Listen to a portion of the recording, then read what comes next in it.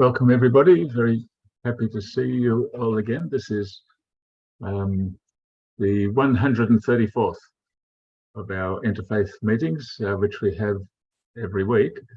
And a little later I'll introduce our distinguished speaker, Dr. Mohammed Mohideen, who will be speaking about the significance of Hajj to the Muslim community and its connection to Abrahamic faiths.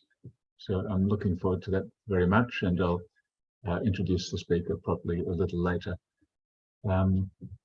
So if I could please ask Siva to recognize the Indigenous people. Thank you, Colin. As you all know, we are living in Australia, a land which was the home for the Indigenous or the First Nation people for more than 60,000 years. And we are grateful for our brothers and sisters to have graciously allowed us to come and share their land and their culture and spirituality. I found that it was relevant and pertinent to share this particular quotation from the Universal House of Justice, the supreme administrative body of the Baha'i faith. In a recent message, they said there is a widespread acknowledgement that the present-day structures of society are ill-prepared to address the needs of humanity in its current travails.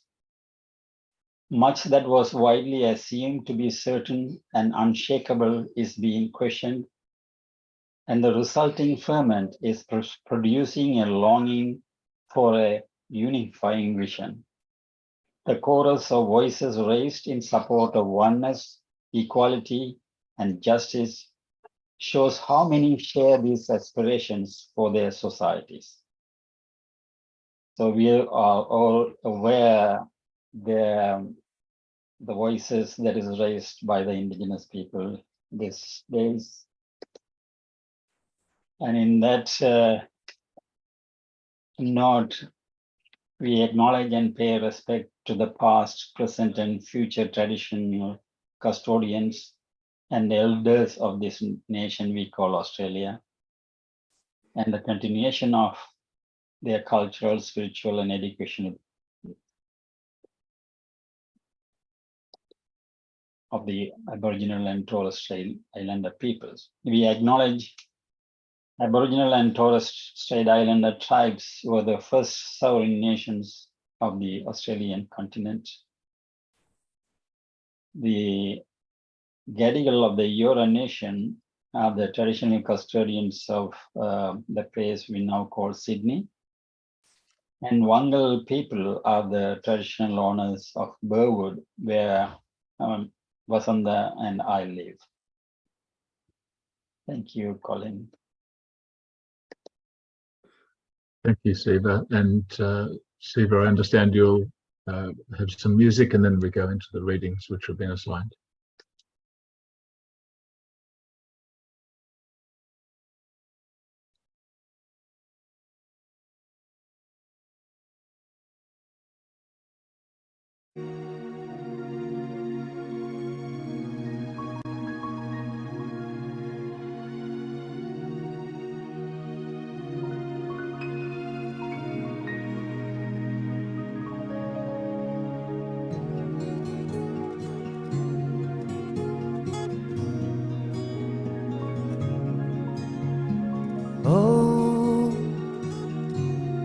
Oppressors on earth,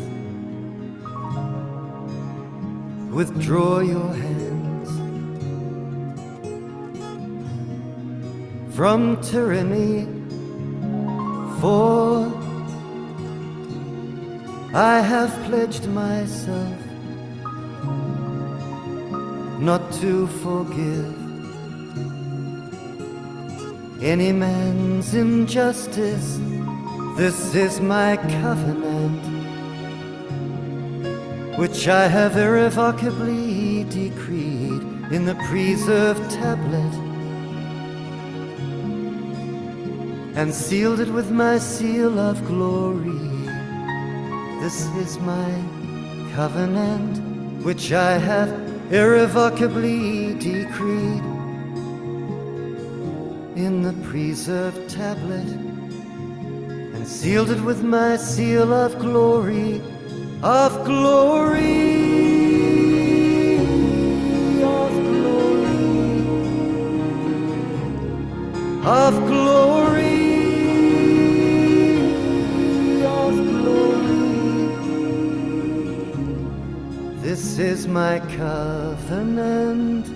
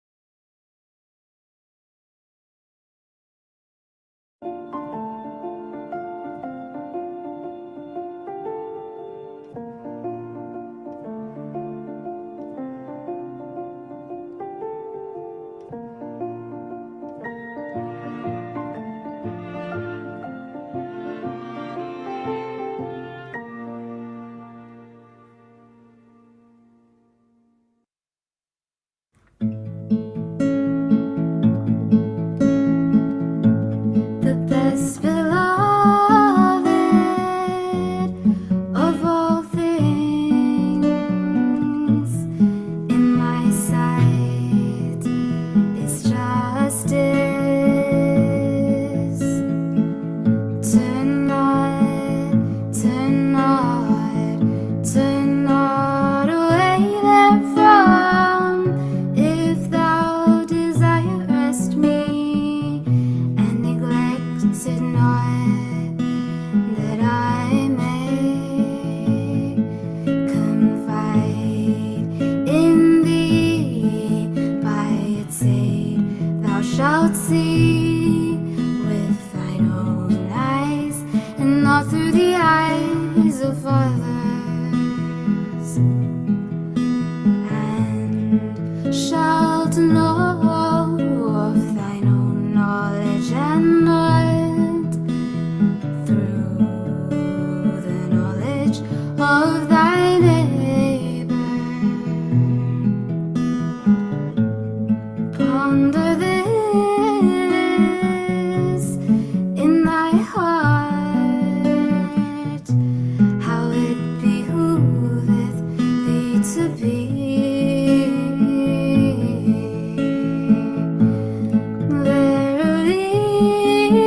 Verily, justice is my gift to thee, and the sign of my loving kindness. Set it then, set it then, set it then before thine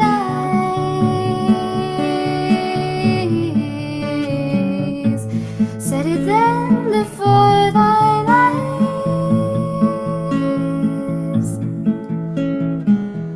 O Son of Spirit.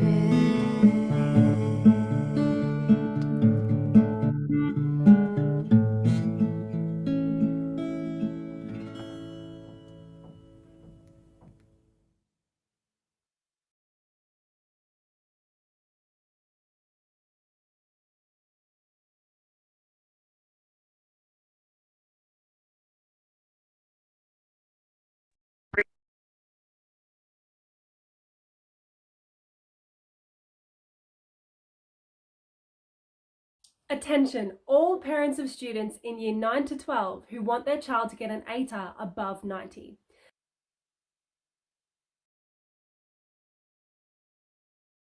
Justice hath a mighty force at its command. It is none other than reward and punishment for the deeds of men. By the power of this force, the tabernacle of order is established throughout the world. causing the wicked to restrain their natures for fear of punishment. It ill beseemeth the station of man to commit tyranny. Rather, it behoveth him to observe equity and be attired with the raiment of justice under all conditions. Beseech ye the one true God, that he may, through the power of the hand of loving kindness and spiritual education, purge and purify certain souls from the defilement of evil passions and corrupt desires, that perchance the evidences of injustice may be blotted out, and the splendor of the light of justice may shed its radiance upon the whole world. Tablets of Baha'u'llah.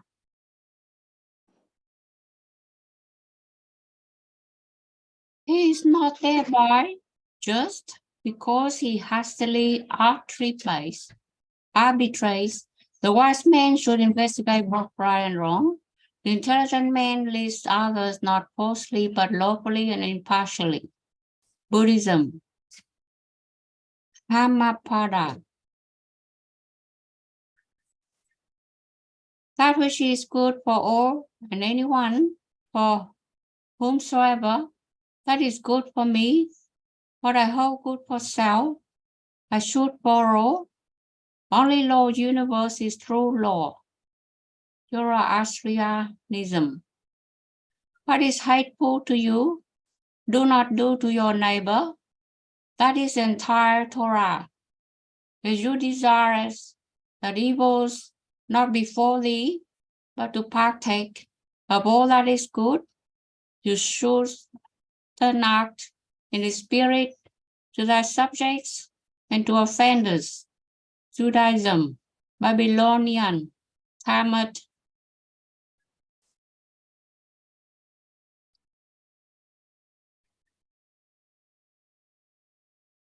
Do not do others what ye do not wish done to yourself, and wish for others too what ye desire and long for yourself. This is the whole of Dhamma, Hinduism, Mahabharata. Masters that which is just and equal, knowing that ye also have a master in heaven. Christianity, the new statement, Colossians. O ye who believe, stand out firmly for God as witnesses to fair dealing, and let not the hatred of others do you make you swerve to wrong and depart from justice. Be just, that is not to piety, and fear God. For God is well acquainted with all that ye do. If thou judge in equity between them. For God loveth those who judge in equity. Islam, Quran, verse 5. It's a universal quality. Its operation must be carried out in all classes, from the highest to the lowest. Each man has been placed in a post of honor, which he must not desert. The humble workman who commits an injustice is as much to blame as a renowned tyrant. Thus, we all have our choice between justice and injustice.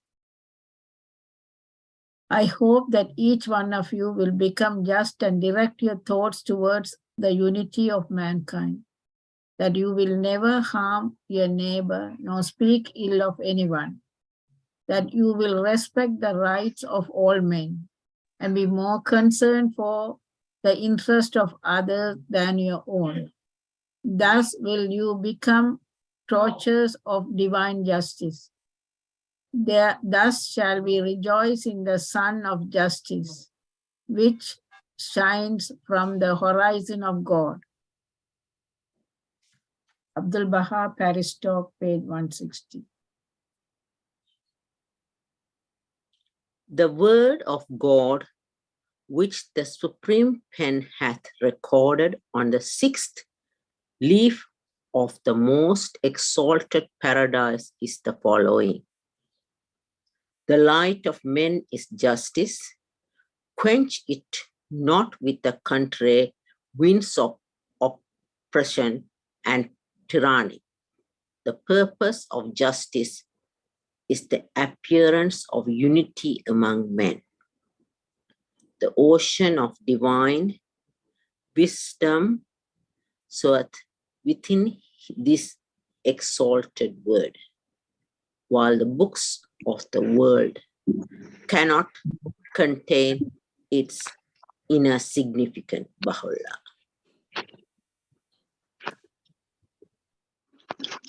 As forgiveness is one of the attributes of the merciful one, so also is justice one of the attributes of the Lord. The tent of existence is upheld upon the pillar of justice and not upon forgiveness. So if at present the law of pardon were practiced in all countries, in a short time the world would be disordered and the foundations of human life would crumble. For example, if the governments of Europe had not withstood the notorious Attila, he would not have left a single living man. Abdul Baha. Know thou verily that the essence of justice and the source thereof are both embodied in the ordinances prescribed by him who is the manifestation of the self of God amongst men, if ye be of them that recognize this truth. He doth verily incarnate the highest, the infallible standard of justice unto all creation. Baha'u'llah.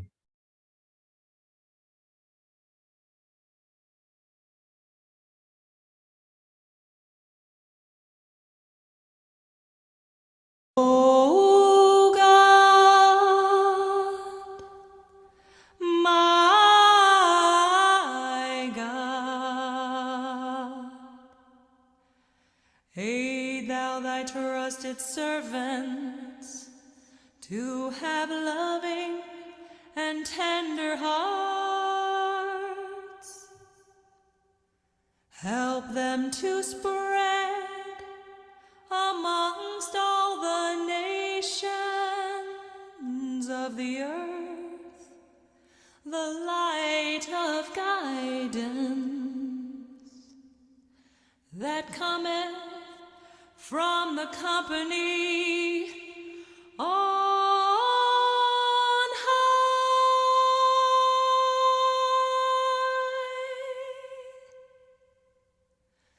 Verily,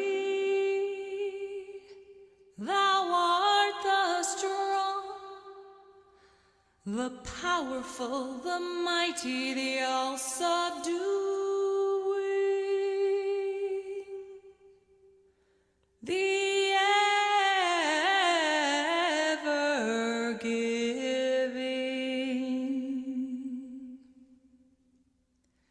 Verily, thou art the generous, the gentle, the tender, the most bountiful.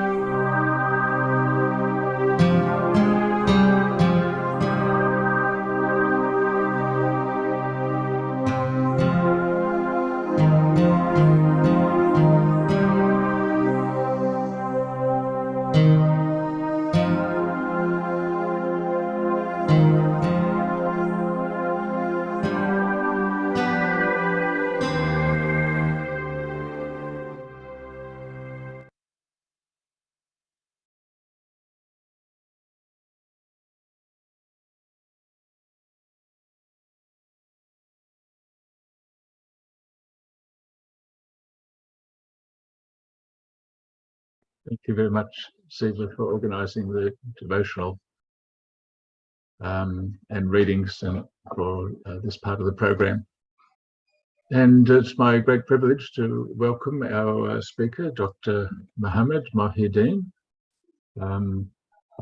And I'm looking at the CV, which is probably similar to what's on the screen, and trying to pick out the highlights and then realizing they're all highlights. I don't want to talk all night, so I'll read this. Dr. Mohideen is currently a Victorian Multicultural Commissioner and was appointed in September 2021 for a 4-year term.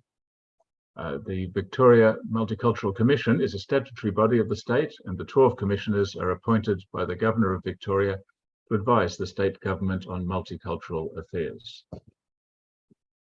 He is also chair of the Victorian Multicultural Commission Regional Advisory Committee for Gippsland, I think.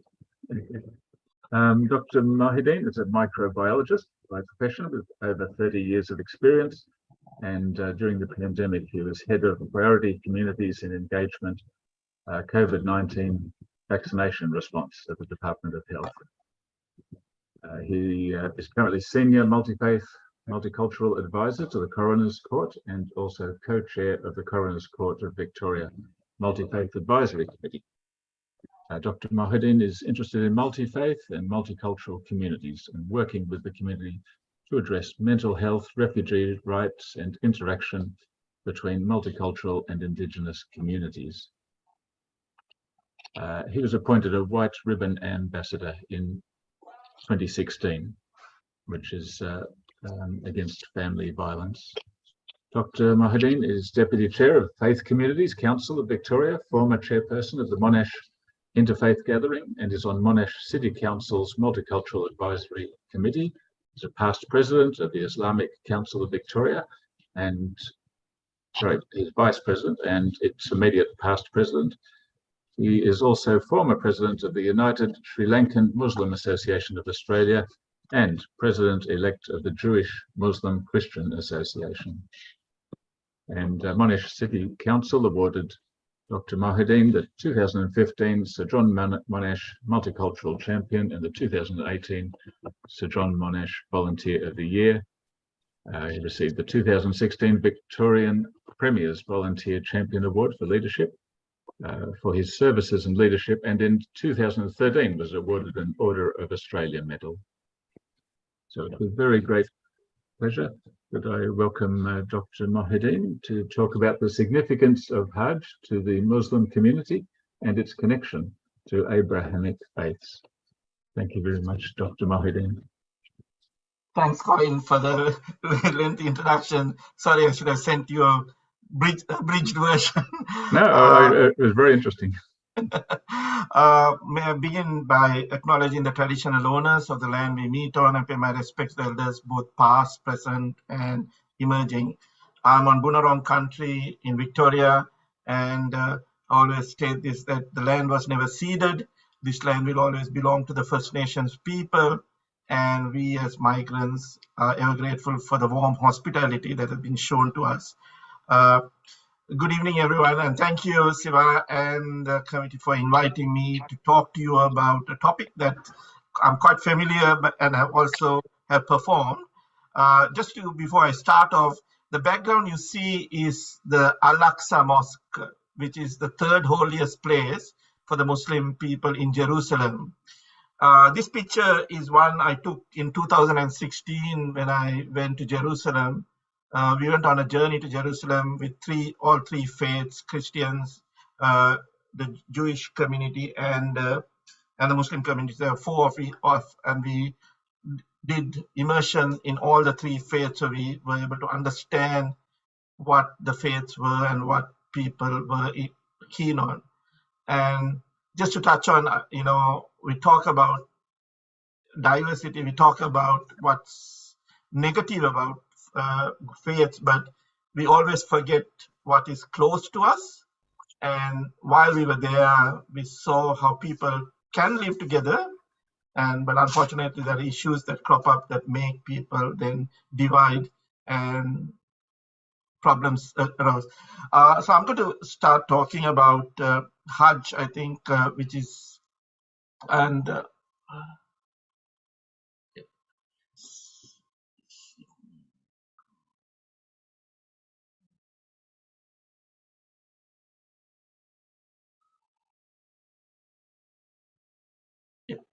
you can see this, right? Yeah. Yes, it's good. Yeah. So I'm going to talk about the rituals, and what I'm going to do is give you a brief introduction into Islam, and then talk about the connections between the three Abrahamic faiths and what the rituals then mean. Then you'll understand better what the rituals are and why people do the various rituals. So what is Islam? Islam means peace. I think all faiths, all religions talk of peace. And for us is the perfect submission and subjection to God Almighty, which in Arabic is Allah. So God, I think people tend to make this mistake. They think Allah is somebody who is different. It's the Arabic term. Like if you were to read a Bible or the Torah, in the Middle East, you find the word Allah used very frequently because that's the Arabic term. And it's one of the monotheism religions as well that we have, like most religions that are from the Middle East. So what is a Muslim? So a Muslim is one who practices Islam, believes in one God. So it's that monotheism that comes in. And for us, we believe that's the last prophet. So our covenant with God is that the Shahada, we take the Shahada, which is there is no God but Allah, and Muhammad is the last messenger and prophet of God. Yeah. So we are governed by the Al-Quran, which is the Holy Scripture. We have the Hadith, which is the teachings of the Prophet. And we're also governed by the 5 pillars of Islam. And Hajj is part of that 5 pillars. And we have 6 beliefs, which is like belief in the oneness of God, belief in his angels, belief in his books, in the day of judgment, and all that it goes. So I'm going to now concentrate on the pillars of Islam.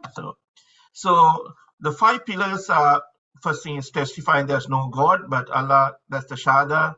The 5 times prayers, which have been ordained on all Muslims to do. So we do pray 5 times a day. Fasting during the month of Ramadan, which just finished a few months ago. There are exceptions to the rule. Not every person needs to fast. If you're sick, pregnant mothers, elderly who need to look after. Your life is sacred.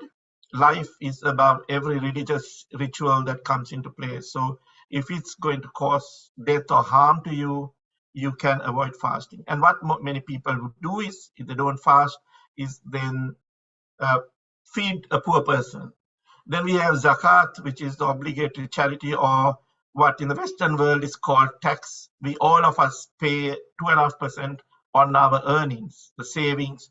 After we have done all our expenditure and all that, we calculate the 2.5%, and we would give that to the poor, or we give it to a charity that will then give it to the poor people. And Hajj is again, it is compulsory, but it's obligatory, but not compulsory on all. If you can't afford to perform Hajj, you have to look after your family, you are not well, you can't travel, Hajj is not compulsory on those people. It's only compulsory on a person who is able-bodied, male or female, who and also can afford to make the pilgrimage.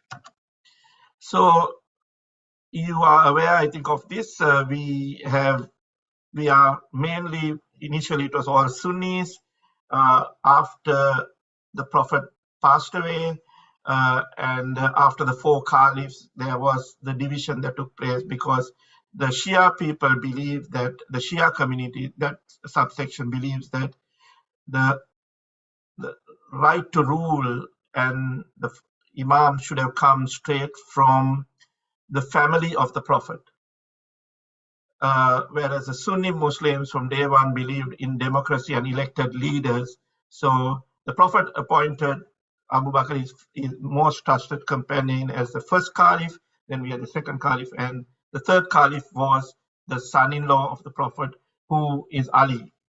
And the Shias believe that should have been the right of succession. So there's the division that's taken place. And that's why we are Sunni. But end of the day, it doesn't matter whether you're Shia, Sunni, or whatever little subset you are, we all face the Qibla, we all pray 5 times, we all go to Mecca and Medina to visit the Prophets.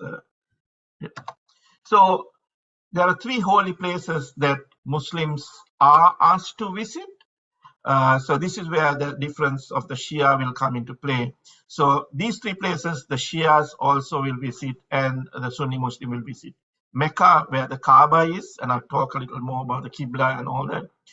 Masjid al-Nabawi, which is in Medina, where the Prophet is buried and his tomb is there. And Jerusalem, Al-Aqsa, which I showed you, which was built by Prophet Sulaiman, Solomon, or as known as Solomon, Prophet Solomon. And it was the first Qibla for us before the Kaaba was made the Qibla for us. So where the link for all of us, Prophet Ibrahim is considered to be the father of the world. After Adam, they consider Prophet Ibrahim because he was considered to the friend of God. His life history is so precious, and even as a child, even though his father was a person who made idols, he was a carpenter who built idols, and Prophet Ibrahim, even as a little boy, denounced idol worshipping and supported the oneness of God. And there's lots of stories about the miracles that happened with his life, even though people. So the 3 Abrahamic faiths are coming from Prophet Ibrahim. So there's Judaism, which is Moses or Musa, as we call in the Torah. Christianity, which is the Injil, which came down to Prophet Isa, Ibn Maryam, or Jesus. Every Muslim, when we talk, when we mention the name of Prophet Isa, we will always say Ibn Maryam, the son of Mary. Mary has a very important place in the Islamic faith, and there's a chapter in the Holy Scripture about her, in the Holy Quran about her as well, and then the Quran, which came to the Prophet. So we are now going to Mecca, where it all began. So if you have read the story of Prophet Ibrahim, he had a wife, Lady Sarah, and he had a second, or people call concubine, or because remember his wife was 8 years, she never had a child. Then he had Lady Hagar, who was a slave initially, but she was from some royal Nubian family.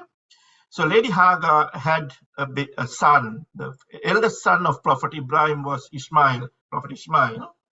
So there was, as usual, and then Lady Sarah had a baby after that, and that was Prophet Isaac. So there was a bit of, I think, as usual, when there are 2 wives and there are 2 sons. So he was asked to take the mother and baby, and he took the mother and baby, left where he was living with his family, took the mother and baby, went into this valley, which was a deserted valley between these 2 mountains called Safa and Marwa. And this is why part of the rituals of Hajj is for us to run between the Safa and Marwa. And at the bottom of this is where Mecca rose, the valley. In the valley, it was a deserted valley, the Mecca rose. There is also the Zamzam well. If you talk to any Muslims, they'll tell you the Zamzam well, the water of Zamzam well, we consider to be holy. We talk about its miracle properties, and I'll explain a little more about the significance of Zamzam. And that area then developed as Mecca after Lady Hagar and Ishmael were left there. So the Prophet's descendants, where Christianity and Islam comes. So Lady Hagar, firstborn child of Prophet Abraham, was Prophet Ishmael. The lineage of our Prophet is from that area. Lady Sarah had Prophet Isaac, the lineage of Lady Maryam, because we believe in the virgin birth, so there's no father in the case of Isa or Jesus. So we believe in the Lady Maryam as the lineage of Prophet is from Prophet Isaac, and this is why when we talk about Isa, we always say Isa ibn Maryam, the son of Mary. So when the baby and the mother were left there with no other human beings there, after the initial whatever rations were completed, they ran short of food, they ran short of water, and the baby needed sustenance. So Lady Hagar is supposed to have run between these two mountains 7 times. So this is one of the rituals that we do between these two mountains, running between the two mountains of Safa and Marwa. Today it's very modern. We don't run on gravel. We are running on lovely marble floor between the two mountains. It's all part of the main mosque. So, and it's stated that when she came back the 7th time, up one, down second, third, fourth, at the heel of where the infant was lying, there was a trickling fountain that started. And that fountain is what is referred to as the Zamzam well. And even up to date, that well provides water and sustenance to all the millions and billions of pilgrims that have gone through since the time of Prophet Ismail. So that well is very precious, and that's based at the Mecca in the Haram itself. So the Kaaba is what you have seen on TV as well. This is that black, with covered with a black and gold cloth. It's a square cube. It's a cube, and the original Kaaba was supposed to be built by the angels. Then when Prophet Adam, when he was sent out of the heavens, when he came, he's supposed to have landed in Jeddah, and he's supposed to have built that small structure. Then subsequently, that all got destroyed. Then the Prophet Ibrahim was informed by God to build the Kaaba. So he came back to Mecca, where the wife, his wife, Lady Hagar, was there, and Ishmael was there, and they built the Kaaba. That Kaaba is what has then existed since, but with a lot of renovations, with a lot of changes, sorry, not changes, a lot of structures. So when Prophet Ibrahim was told by God to build the Kaaba, and so Prophet Ibrahim was informed that God has instructed to build, so he built it with stones and rocks. And Prophet Ibrahim stood, this structure, if you go to, if in Mecca, you'll see this structure near the Kaaba. This is where Prophet Ibrahim is supposed to have stood while his son Ishmael gave him the stones and rocks to build the Kaaba. While he was building, and he was asked then to do the call at the 4 corners, which means the 4 corners of the world. He was asked to give the call for people to come, and he asked God, why are you asking me when this is desert? So God said, you call and I will send the people. So what we believe is that every soul that heard that call, living and not living at that time, once they're born, if they have heard that call, will come to Mecca and visit the Kaaba. That's why when we visit Mecca and the Kaaba, we say we have been invited by God and you are God's guest. So anyone who goes to Mecca and visit the Kaaba, you'll see the South Arabs and who are in charge, they'll say you are a guest of God. You're not a guest of Saudi Arabia, you're not a guest of anyone. You are the guest of God in this. So this is Mecca. So this is where the Kaaba is, and you can see the Maqam Ibrahim that I was talking about. So this is people surrounding this. That's the door of the Kaaba. And so some of the rituals of Hajj. So again, the Prophet Ibrahim was given a dream, and they say prophets, when they dreamt of anything, that was a way of God sending them messages, that those dreams had to be answered and carried out. So he had a dream that he was asked to sacrifice his son Ishmael. So there is a bit of contention here between the Christian faith and the Muslims, that they believe that God had asked Prophet Ibrahim to sacrifice Isaac. The Muslims believe that he was asked to sacrifice Ishmael. So the father, when he told Ishmael that I've been asked to sacrifice you, the boy, because he was also a religious ordained prophet to be, he accepted. So then they proceeded, the father and son proceeded to a place called Mina, which is a few kilometers away from Mecca. And they spent the night there in contemplation and praying to God before they decide the next morning the father was taking the son to be sacrificed.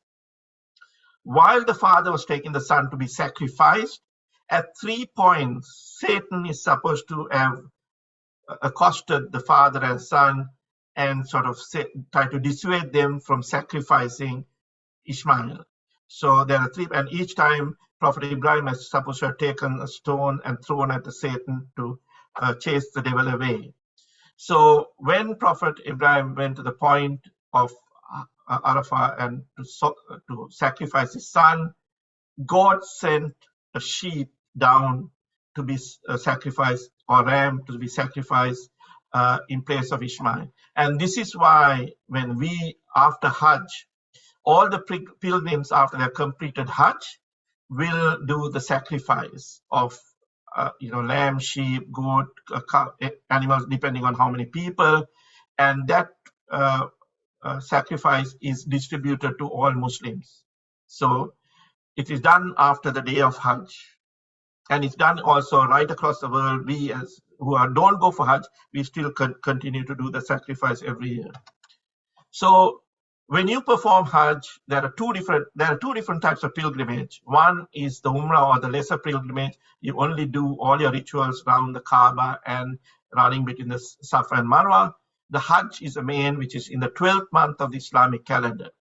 Now, all male pilgrims will, this is me when I was performing Umrah this year when I went in February.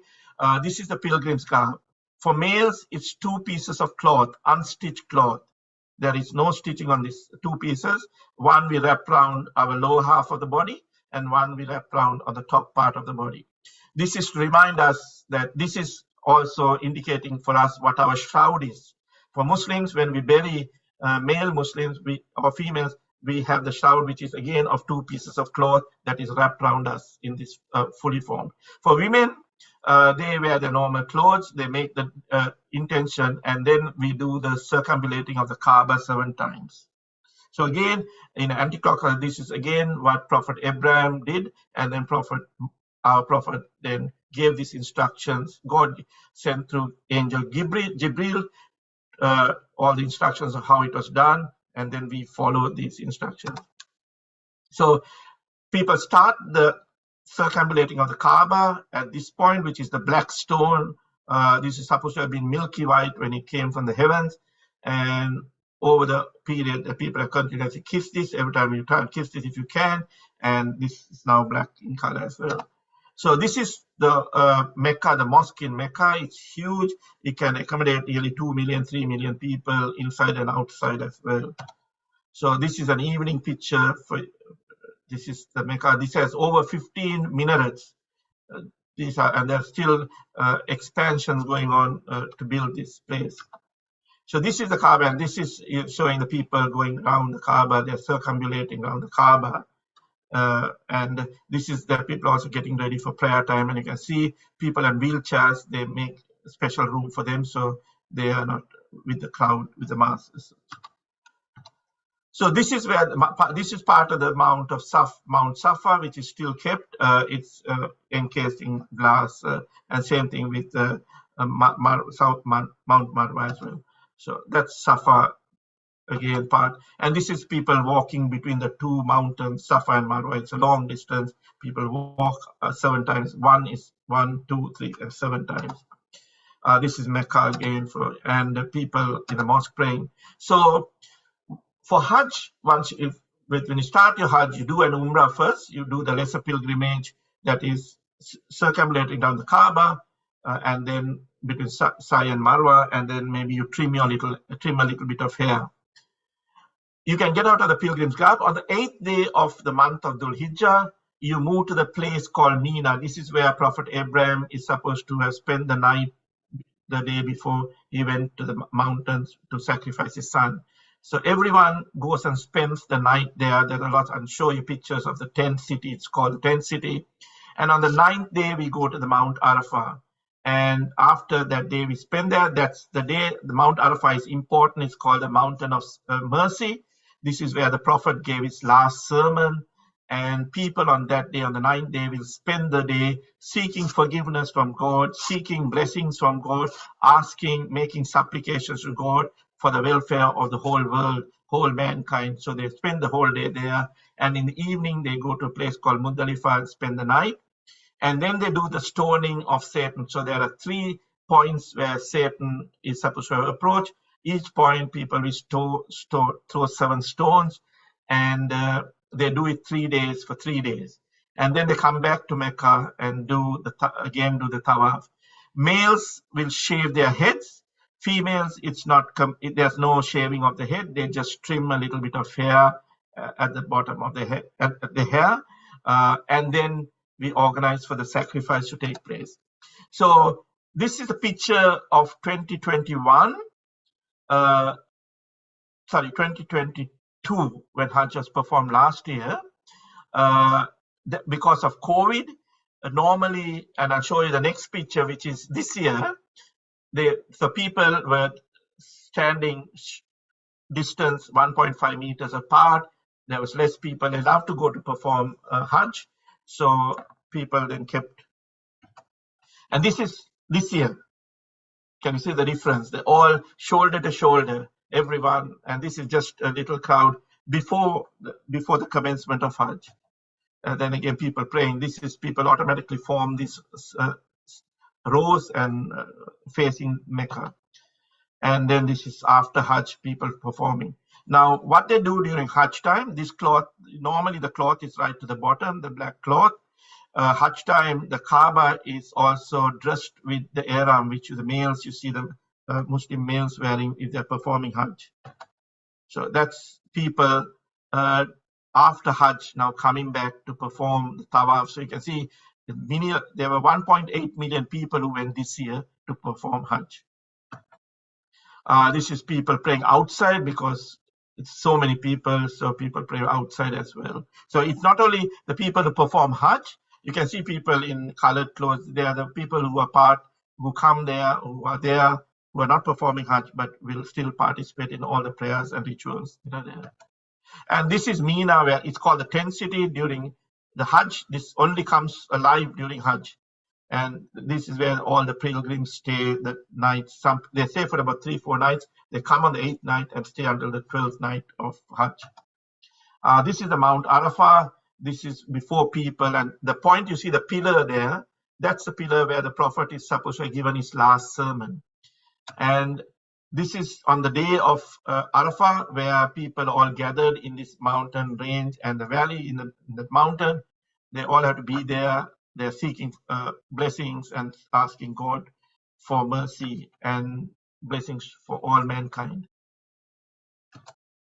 This is the mountain. So lots of people try to climb the mountain and sit on it. So this mountain on that day, if you were to look at this mountain when by noon, this is just white.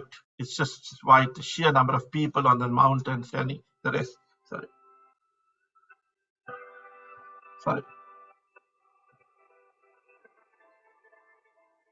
So I put my timing, so I'll finish quick very soon. So, and the Prophet, this last sermon, I wanted to touch on this because this is important. In his last sermon, that is about nearly 1,500 years ago, part of the excerpt, it's a long sermon, but this part is very important about equality of all human beings. We all came from Adam and Eve. There's no superiority of an Arab over a non-Arab. There's no superiority also of a white over a black person, nor a black over a white. It is the piety and good actions that makes you precious in the eyes of God. So learn that every Muslim is a brother to every Muslim, and that a Muslim constitute one brotherhood. So this is the night spent in Muzdalifah. People spend that night after Arafah. And this is even children, you can see performing. They are picking up the stones for the stoning of the devil. So people are collecting 7 into 3, 21 plus for the 3 days of stoning. So they collect all the stones at this valley. And these are the 3 pillars that they're stoning. So they will go stone each one, the 3 pillars, and that will be the 3 points where the devil is supposed to have tried to make Prophet Ibrahim change his mind, and Prophet Ismail has changed their mind. How can you sacrifice your son? So the steadfastness of the two prophets is what makes Hajj. So this is all. This is the pillar. So you can see people stoning. This is all pictures of this year that I was able to get.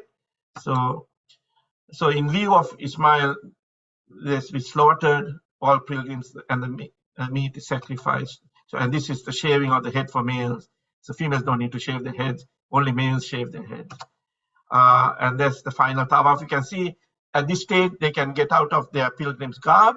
So they are in all their, glad rags, festival clothes, and you can see all the umbrellas because it was 46 degrees in Mecca during this period. So that's people and people and people. So I will stop there. I think I'll end there with that, and I'm happy to take any questions. Thank you. Thank you very much, Dr. Mohideen. That was fascinating. Very close-up view of Mecca and what happens during the pilgrimage. Absolutely wonderful. Thank you very much for that.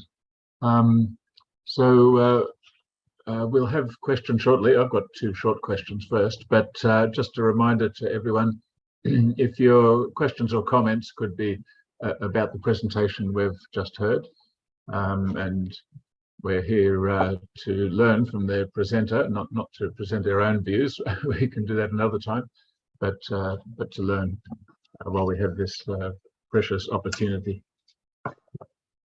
And my quick questions were, the other thing is you use the reaction button and put your hand up if you have something, as Jung and Siva already have. So my first question was Isa, the son of Mariama. That's Jesus, is that correct? Yes, that's correct. Yeah. Okay. And was there a connection between Lady Hajar and the term Hajj? Yes, that's the Lady Hagar. That's why Lady Hagar is also buried near the Kaaba. So the whole rituals of Hajj, some of the rituals of Hajj, like running between Safa and Marwa, is what Lady Hagar did, and the tasting of Zamzam water is all what Lady Hagar did. And Ismail, the son, was then taken to be sacrificed. So everything happened in that area, and that's why the whole Hajj is based on that. Yeah. And the name Hajj also. Hajj is it's a month of Islam, and it seems that Hajj was the Islamic calendar is not new to Islam. It was the calendar of the Arabs at that region. So some of the names are continuously from the old names. The others were some new names that came in after the Prophet came. So there is a mixture of old and new names. So Hajj was, it seems there's pilgrimage done from the time it was built. Before the Prophet's advent, there were idols in the Kaaba, inside the Kaaba. The Kaaba is empty. If you there are pictures of the Kaaba. Inside it's empty. Before the Prophet's time, it was full of idols, and people would come, and there would be communities that come, and even they would do the circumambulation, but they would do it naked as well. So people were praying to their idol gods at that time. So when Islam came back to revitalize the religion of Abraham, to say it's only one God, not multiple. So, yeah. Thank you. That's very good. And I'm glad that we're also learning more about Islam, taking this opportunity. And also, I think, I hope if people want to ask about how to conduct multi-faith, Dr. Mohideen has experience in that as well. So if you could keep your questions brief and to the point, and Jung is first. Thank you, Dr. Moham. Thank you about the presentation about Mecca. If I'm not mistaken, some reading about Mecca said that the people are, like physical able body, like, people healthy, then they can come to Mecca, and if they're free. Now, what I'm saying is there might be visitors come from the countries that have slaves. So will slaves be able to go to Mecca to worship God? That's one question. The second question is, it's different from Fatima pilgrimage. In Fatima, we see wheelchairs, we see sick people, we have people who come to ask for miracle. But in your photos, all healthy people. So actually, for me, I think if people in wheelchair, they probably need God more and desperate because they like near the verge of going to pass away. So there's a difference there. That's all it is. Thank you. Yeah. Okay. I should have explained a little more. It is compulsory on people who are able-bodied and who can afford it. But if you are sick, like you can see lots of people on wheelchairs, lots of elderly people go to Mecca, and there is the family who support them to go. So you're not going to be stopped because you're not well. If you are prepared to go, and if you have support to look after you while you're going on a pilgrimage, you are, and you can see lots of people, lots of elderly people. Sometimes people come there with the hope of dying, not returning back, because either go here or they also go to the Prophet, where the Prophet is buried in Medina. They would love to die there and be buried in those holy lands. So people do go, like when we go for Hajj, or anyone goes for Hajj or Umrah, when we go even for Umrah, we always seek forgiveness from all our friends and relatives and all that. We try and have our will ready. Our wills are all ready. We attend to all our, commercial tasks. Everything is done. So we go there more or less not owing any money to anyone or not doing anything. So we go with the hope of we will die there. That's in God's hands. It's not in our hands where we die or how we die. So people go with the intention of that. So sick people are allowed to go. There's nothing stopping them. And there are many miracles that people have spoken of, that people have recovered and, walked, all sorts of miracles. So it doesn't stop anyone from going there. It's not made, because if you were to make it compulsory on the very sick, elderly, or people who can't afford, then it will feel like an obligation. I have failed in my 5 pillars of Islam. So nothing is forced on people. This is why even Ramadan, when we do fasting, if person is sick, it's compulsory for everyone, all of us. But if you are sick, you don't need to fast. If you're taking medication and that medication stops you from fasting, a pregnant woman doesn't fast, a breastfeeding mother doesn't fast. So there's a lot of, God is compassionate. At the end of the day, God is love, God is compassionate. So nothing is done to make people suffer. So that's why when I said it is compulsory on people who are able-bodied and fit, but others can go if they're able and they want to make it, they can. And lots of people take elderly people and go. I know if there's been pictures they were showing where sons have carried their fathers and mothers on their shoulders when doing the walk around the Kaaba. And there are also people there with wheelchairs, and they have made arrangements for wheelchair access, and they have motorized little scooters for people to go around as well. So there is a lot of support there for everyone. Thank you. Siva. Thank you, Colin, and thank you, Dr. Mohiddin, for your presentation. I really appreciate your time, busy schedule to come and give a presentation. I have a few questions. One, first, you said that the first Qibla during Abraham's time was a different spot, and now it is the one in Mecca. Yeah. So during the lifetime of Prophet Muhammad, was he turning to that first Qibla when he says prayers? Yeah. So the first Qibla was, as I said, Jerusalem. So the Prophet was because Prophet is long time after Abraham. So the Qibla had changed, and the Qibla was Jerusalem, Al-Aqsa Mosque. That's the Al-Aqsa Mosque. So that was the Qibla. So, and when people were praying, and Prophet knew Prophet Ibrahim prayed to the Kaaba. He prayed in the in the direction of the Kaaba. So he kept asking God for that same right to pray. And there is a mosque, I didn't show pictures, there's a mosque in Medina, it's called Qiblatain, which means two Qiblas. So the morning prayer, the Prophet is supposed to have prayed in the direction of Jerusalem. And then by afternoon, he was given revelation through angel Gabriel to pray. He was given the opportunity to pray. Now the direction of the Qibla was to Mecca, where the Kaaba is. So there was a shift of the Qibla from Jerusalem to, but that's why Jerusalem is still very sacred for the Muslims. It's the third holiest site for the Muslims. First Mecca, then Medina, where the Prophet is buried, and then Jerusalem. So the two Qiblas, yes, we had the first Qibla, and it changed during the Prophet's time to Mecca. Yes, I was very interested in to know this because Abdul Baha, the son of Baha'u'llah, he mentions that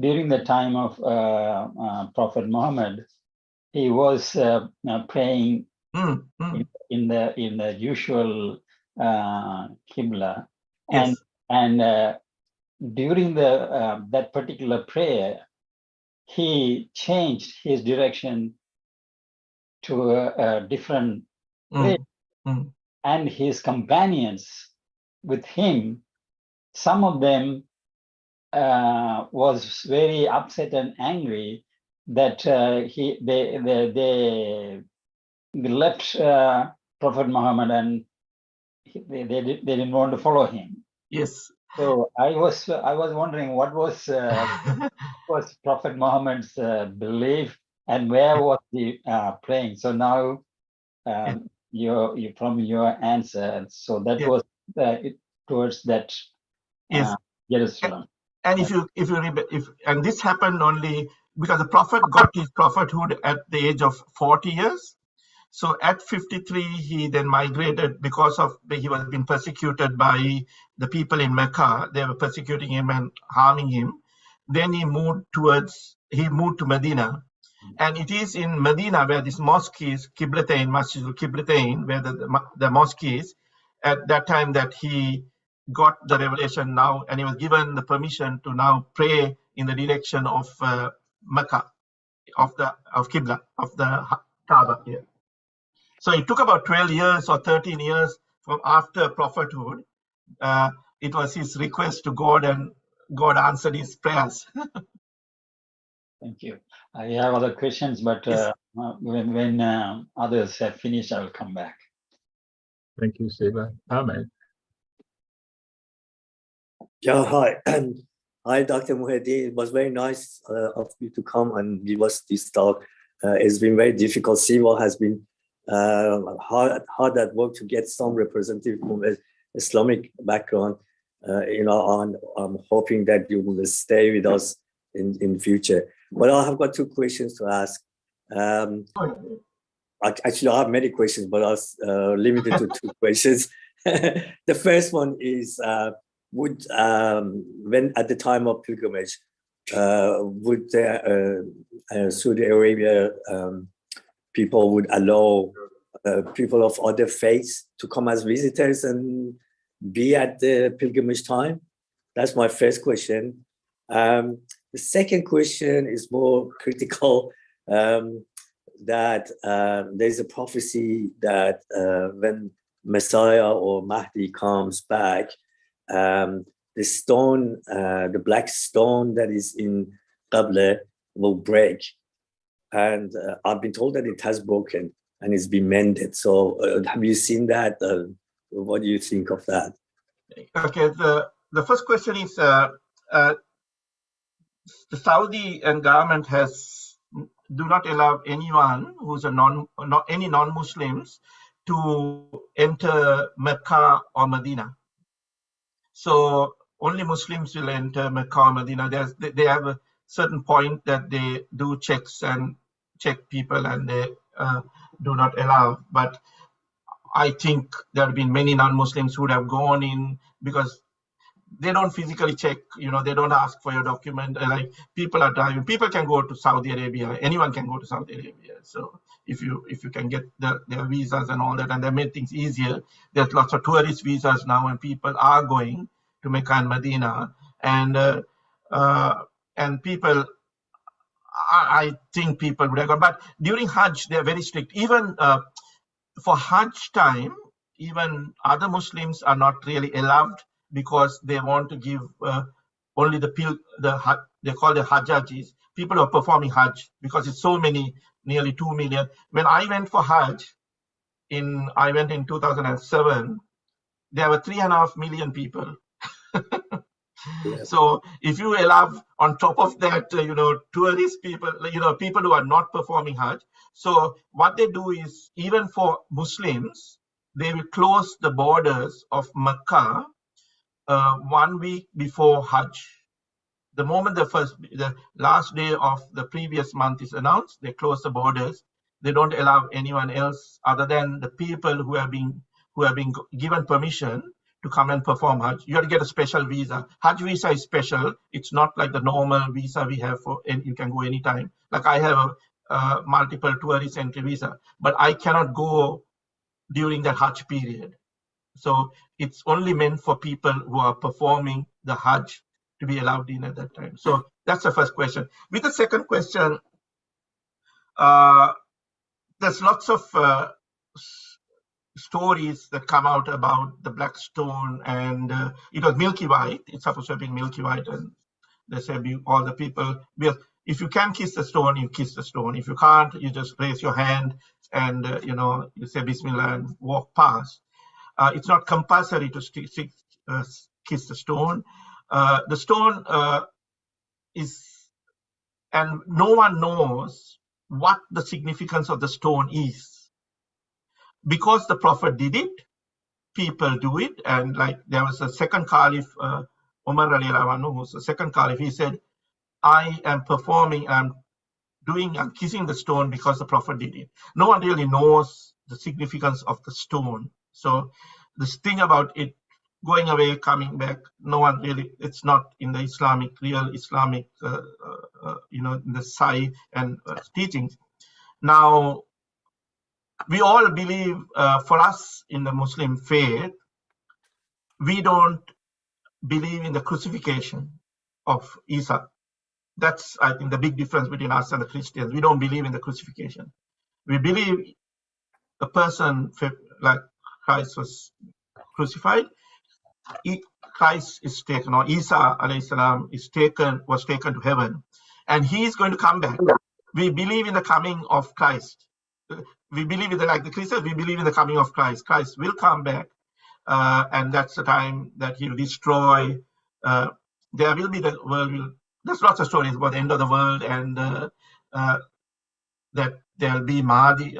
No, before Mahdi will come Dajjal, which is Satan's disciples will come and rule the world.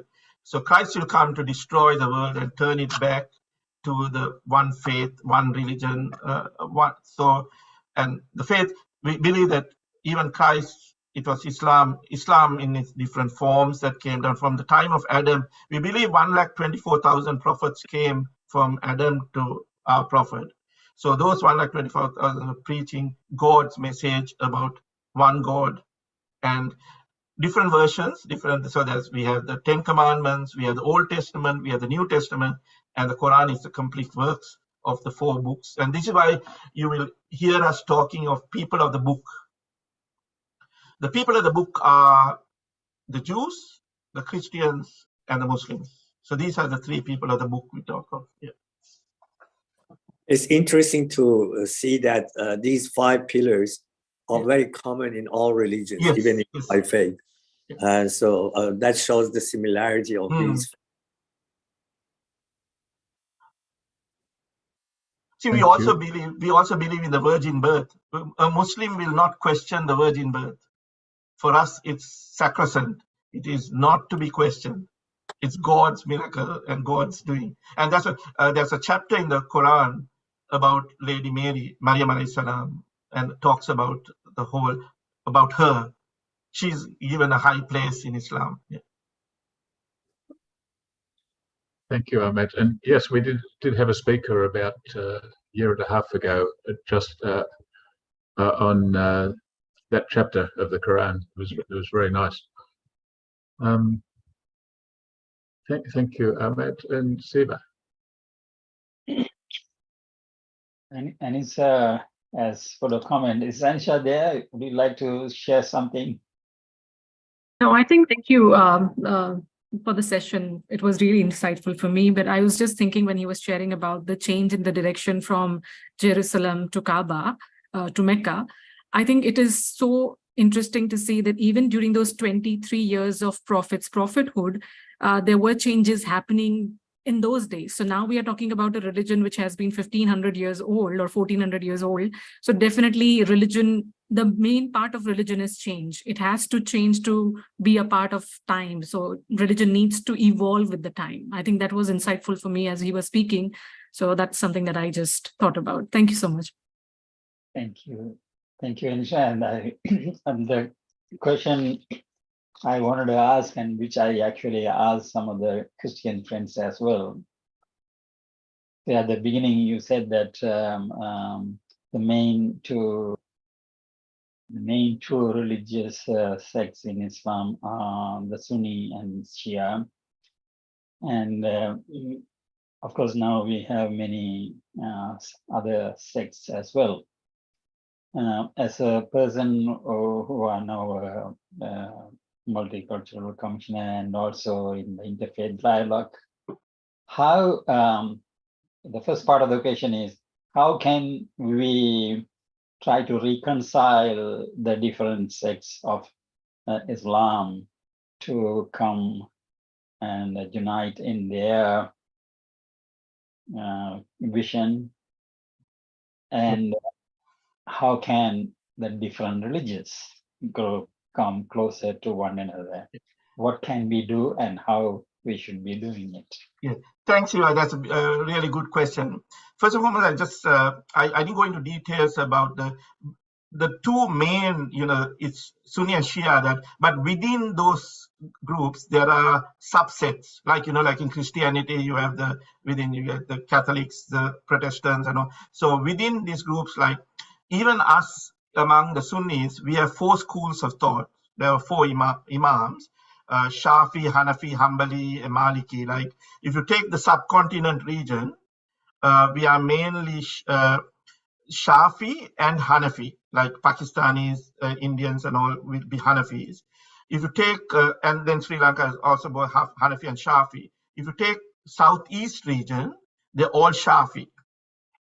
If you take the Middle East, they are more Hanbali and Maliki. So within that, we have there are little differences among them, but at the end of the day, it's the same. Among the Shias, there are many multiple groups among the Ismailis, the Khojas, and there's so many, and that's why they believe in the 12 imams after the hidden and the hidden imam, and the Bohra community in India. The Bohra community, they are part of the Shia community. So there's a whole lot of groups in this. One thing that for us that unites us is the faith, that we believe in. The Shahada is common to all of us. Only thing is they believe that the caliphs after the prophet should have been Ali radiallahu anhu, who became the 3rd caliph. That's the son-in-law of the prophet and the cousin of the prophet. So that's where there's been a little difference. But when we go to Mecca, like the Shias and Sunnis, we go to Mecca. We all go to Mecca. We all perform Hajj. We are standing shoulder to shoulder. It doesn't matter you're Shia, you're Sunni, or whatever it is. So unfortunately, the Western world brings this concept of Shia, you're Sunni, and you're seeing the wars, the Iraq war, all the wars is based on Shia, Sunni, and I heard this comment, like sometimes people here, they ask me, oh, the moment you say you're a Muslim, like for us, it doesn't matter if I have a Shia person next to me, I'll say, he's a Muslim, he's my brother. We will break fast, we will eat together. The first thing they will ask you, oh, are you Shia or Sunni? And my answer is, I'm a Muslim. That's immaterial. And he's my brother, he's my sister, she's my sister. It doesn't matter. So it's this unfortunately, this Western concept, and we all come from, many of us come from countries that have been colonized by various Western powers. And one of the key things is to divide and rule. And it's easy to say, you are Shia, you need to be separate. Like in Iraq, I have the Monash University Imam. He's done his PhD in engineering. He's from Iraq. He was saying before, the war in Iraq took place, Shias married Sunnis, Sunnis married Shias, and they're all living together. After this, now it's so divided, and unfortunately is there. Now, coming to your most important question, so that's for us in Islam. If we were to, it doesn't matter, like we will break fast, I will go to a Shia house, and I go for Shia functions, and I go to their mosque, I participate in everything, and that's what many Muslims and many people will do. Now, coming to interfaith, I think one thing I always tell people when I talk about interfaith dialogue is we need to learn to respect each other's faith. We need to listen to each other. End of the day, we all belong to this human race. That's important. We need to learn to listen, and we need to look for what is common, not what divides us. Unfortunately, people use things to divide us, not to bring us together. Because at the end of the day, if you were to cut your hand or cut my hand, the same blood is going to flow out of us. There's not going to be any difference in all of us. So look for what unites us, and this is my way of if anyone invites me, I have a lot of friends at the Baha'i community. I've attended their Baha'i events, and in Victoria, we are also the first chair of the Faith Communities Council of Victoria is from the Baha'i community. Murray Davis, if you know Murray Davis. So I think he was one of the elders as well. So he's a good friend of mine, very good friend of mine. And I've gone for many events of the Baha'i communities as well. And today, this evening, the Monash Interfaith Gathering, the person taking over as the new chair of the Monash Interfaith Gathering is from the Baha'i faith. She's originally from Iran. She said her life, she started off as a Jew and then as now converted to Baha'ism. And she's taking over, a good friend of mine. So I always say it really should not matter what your faith, what your religion is. We need to learn to respect and have that dialogue, because if we don't learn to respect and listen, that's where we have all these problems. Sorry, I took some time to answer your question. No, that's because for us,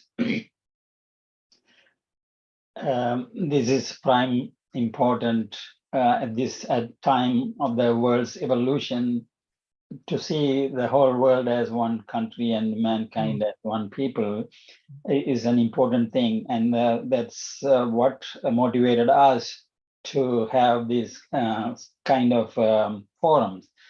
So we are also asked by our supreme body that to transcend differences and to harmonize perspectives and to promote the use of consultation for making decisions. So we had to find ways of, as you said, to find the common things in all these different religion or classes or whatever it is, how we can harmonize them so that we can live as one people in this world, everyone as brothers and sisters. And I'm thankful that you are doing wonderful service in that. And hopefully our interaction, and maybe you can introduce a few other friends from other Islam and other people to come and share these ideas widely so that we can live in peace and harmony. Thank you. Like we have one phrase, one verse in the Quran which says, "Lakum dinukum walidin," to you your religion, to me my religion. That respect of each other. There's no compulsion in religion. People unfortunately have used it to come up with all sorts of things, but there's no compulsion in Islam. You, your religion, to me, my religion. For us as Muslims, one of the key things is sacred is we do not criticize any other religion. We do not how recently in Sweden that somebody was burning the Quran. Yes. You wouldn't see a Muslim burning any scripture. he is not a Muslim. I will openly call, if somebody did that to any faith, any scripture, I would say he's not a Muslim, because, and you don't ridicule, that's why you don't see us making jokes of other prophets or anything, because every prophet we have to respect. That's the 1,24,000 prophets came, only 25 are mentioned in the Holy Scripture, in the Quran. So there may be many prophets, many religions, who would be considered to be divine people who got divine revelations from God. So it's that we will never criticize any religion. You're not a Muslim that's against Islamic principles. Yes. Thank you. Thank you.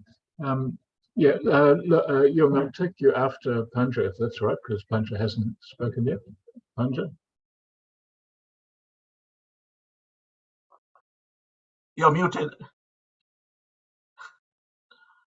Yeah, and I'm unmuted just now. Okay, Mr. Dr. Muhammad Mohideen, your speech was excellent. We all learn a lot of things. I haven't seen the whole pilgrimage, Islamic pilgrimage, and from your pictures, it looks very beautiful. My question is, do the Muslims study the other religions, like Al-Azhar? I think in the Al-Azhar University, there's a faculty where they study the other religions of the world. It is mentioned in one of our writings. In future, the university will do a study of other religions. Is it true? I have two questions. One is this. Yeah. Muslims continuously like to learn about other religions. Like, I'm very curious. I like, when I did my first degree in Punjab University, Chandigarh, I used to visit the Gurdwaras as well to learn about what.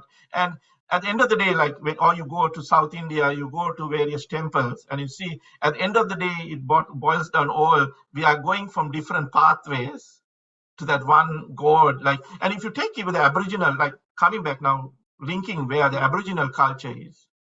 The Aboriginal religion is also a monotheistic religion, because they believe in the Bunjal, one creator, and everything else, So you can see right across the world, like, we're talking of a 65,000 old culture, which believed in that one God, even at that time, like one creator.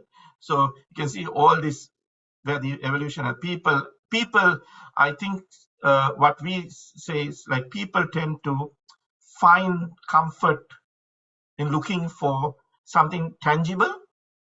Yes. Like, so, but we in Islamic are told God is, so we don't have any statues, we don't pray to any. And if you talk to even the Sikh community, they have the Guru Granth Sahib, which is their holy scripture, which is aspects of Hinduism, aspects of Buddhism, aspects of Islam, Christianity, everything. So, but they believe in that one God. There's no statues again. So all these religions. So it's always fascinating to learn about new. And like last week, I learned about the Druze, a religion of the Druze, which they are again from the Middle East. Not many people know. People thought Druze were Muslims. They're not Muslims. They have their own religion. It's again a mixture of originally from Islam. They like broke away. They have their own. Then they have parts of Christianity, parts of Judaism, which is all coming in the Quran. Like, the 10 Commandments is part of the Quran. The Old Testament is part of the Quran. The New Testament is part of the Quran. So these, and then they also have aspects of Buddhism and Hinduism and Greek philosophy. When I went to this event 2 weeks ago, and their main festival is Eid al-Adha. They celebrate Eid. They don't go to Mecca. They don't perform Hajj, but Eid al-Adha is their main festival. And it's not a big community, because unlike other faiths, if both parents have to be Druze, for a child to be Druze, if any of the parent is outside the religion, then the children are not Druze. So that it's a very small, it's like the Zoroastrians, if you know the Zoroastrians as well, both parents have to be of the same faith for the child to be a Zoroastrian. Others, you then take the religion of either whichever parent is outside that. So it's a very interesting, fascinating, and there are lots of people who study about our other religions, comparative religions, and we study it to just understand how we work with people. I think it's most important how we relate to people.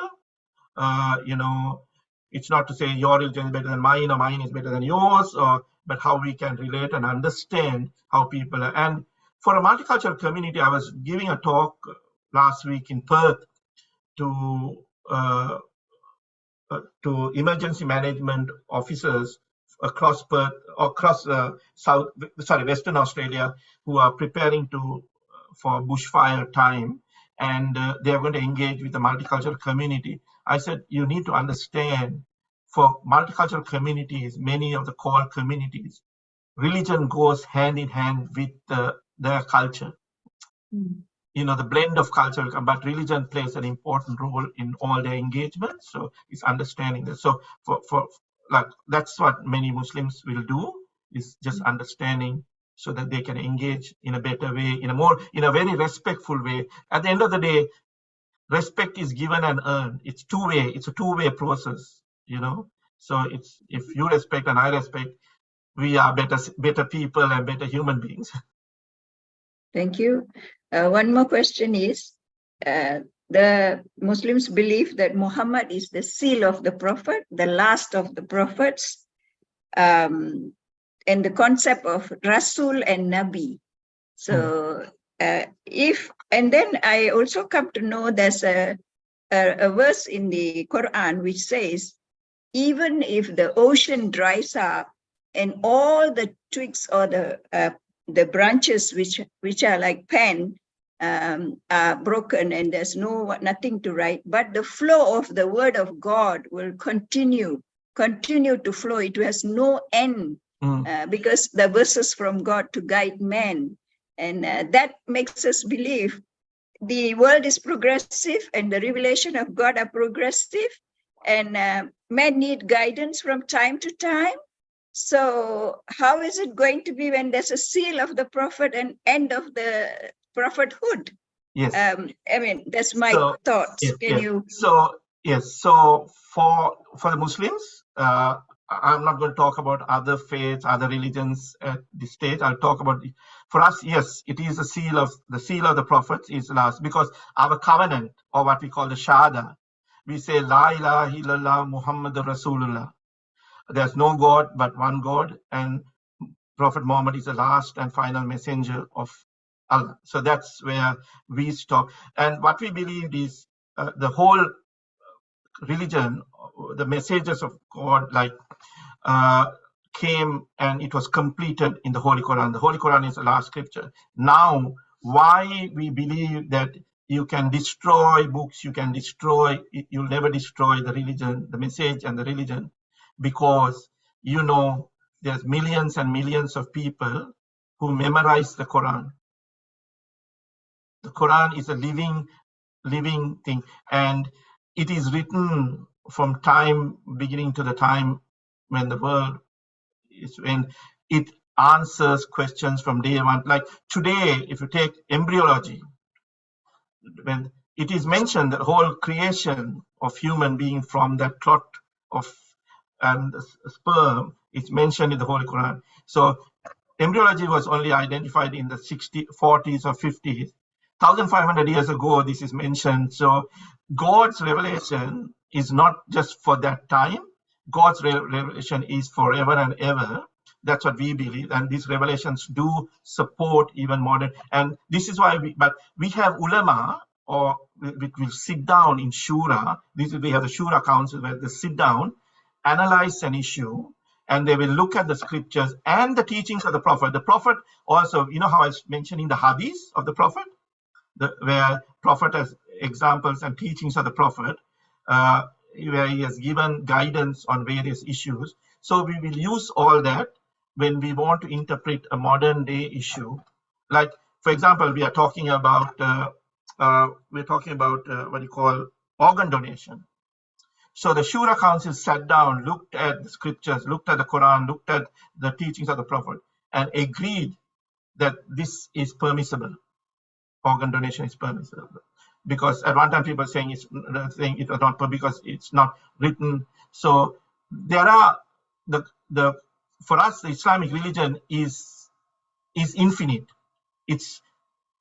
it's no beginning, no end. It was written, and God has sent the messages. So it's there in the Quran. It's how you interpret, how you understand for the modern day issues that comes into play. So we believe in that. So so that whole issue of prophets after the prophet is something that we don't criticize other religions. We won't say anything about other religions. That's their way of thinking, their way to do it. But for us as Muslims, it ends with so like there is a group that has said there's a prophet after prophet, and they claim to be Muslims, the Ahmadiyas group. Now, for a Muslim, we would not accept that person as a Muslim, because he said there is a prophet after the prophet. So when we talk about the seal of the prophet for us, that's where it ends for us. There's no prophet after the prophet for us. Other religions might have a different view of the prophets coming and all that, and I know your religion has that. The Druze have them. Every other faith, like lots of people have them.